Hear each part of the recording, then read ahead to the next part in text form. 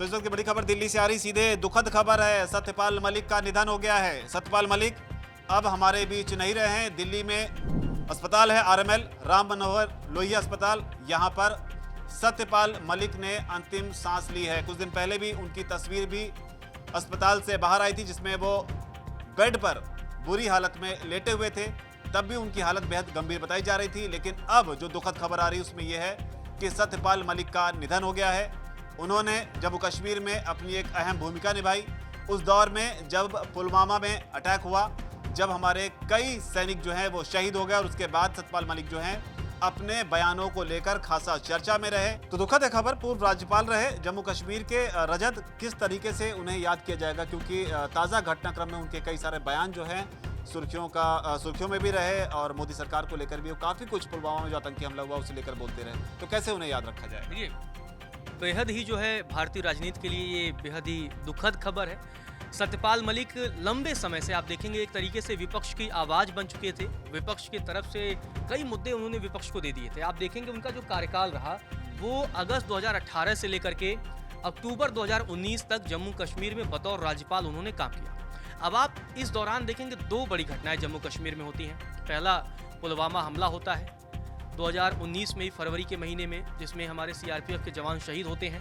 तब भी वो वहाँ के राज्यपाल थे। इसके बाद 5 अगस्त 2019 को जब अनुच्छेद 370 हटाया गया, तब भी सत्यपाल मलिक ही जम्मू कश्मीर के राज्यपाल थे। आप देखेंगे कि जब एक लंबे टाइम बाद उनका धीरे धीरे बीजेपी सरकार ने ही उन्हें राज्यपाल के पद तक पहुंचाया था, लेकिन धीरे धीरे उनका मोह भंग होते रहा और एक अलग तेवर उनका निकल करके सामने आया।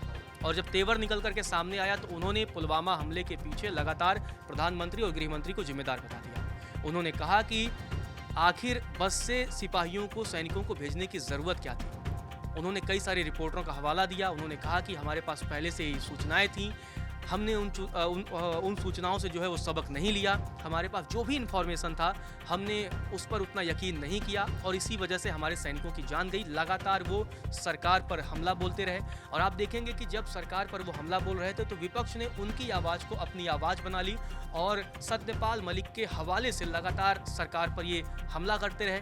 इसके अलावा जम्मू कश्मीर में लगातार कानून व्यवस्था और जो आतंकी घटनाओं को लेकर के भी वो लगातार सवाल उठाते रहे। इसके बाद जब किसान आंदोलन हुआ, उस दौरान भी किसान आंदोलन के समर्थन में लगातार सत्यपाल मलिक बोलते रहे और किसान आंदोलन को लेकर के सरकार की नीतियों पर सवाल उठाते रहे। तो आप देखेंगे जब से वो जम्मू कश्मीर के राज्यपाल के पद से हटे, उसके बाद लगातार एक तरीके से विपक्ष की तरफ से मुखर आवाज बन चुके थे और लगातार केंद्र की मोदी सरकार और भारतीय जनता पार्टी की नीतियों पर सवाल उठा रहे थे। पहले पुलवामा हमले को लेकर उठाया, फिर किसान आंदोलन को लेकर उठाया। तो लगातार कहीं ना कहीं वो विपक्ष की आवाज बन चुके थे। विपक्षी आवाज बन चुके थे। हालांकि उनकी टाइमिंग जो थी, अब तो खैर वो हमारे बीच नहीं रहे, लेकिन जो उनकी टाइमिंग रही आवाज़ उठाने को लेकर और मोदी सरकार को काफ़ी क्रिटिसाइज करने को लेकर, उस पर भी कई सारी बातें उठती रही। पुलवामा को लेकर ज़रूर कहते रहे कि बाय एयर सैनिकों को क्यों नहीं भेजा गया।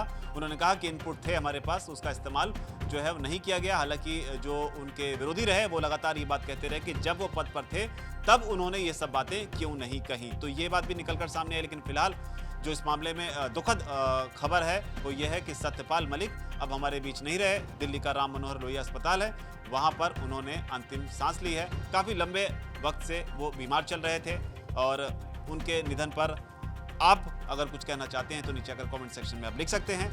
और इस पूरी रिपोर्ट पर आपकी क्या राय है, नीचे अपनी बात जरूर लिखें। धन्यवाद।